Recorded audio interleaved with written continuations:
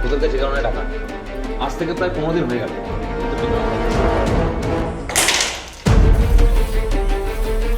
আমি তো আগেই বলেছিলাম এসব বুকামু। এখন এদিকে যদি আমাদেরকে কেউ ফলো করে, তো সেই আমাদের স্কুলে তোলা 3 জনের ছবি নিচে কিছু লেখাও আছে। বন্ধুরা, আমি যদি বেঁচে থাকি তাহলে তোদের সাথে দেখা হবে, যদি না থাকি তাহলে আমার স্মৃতি হিসেবে রেখে দিস এই খেলা।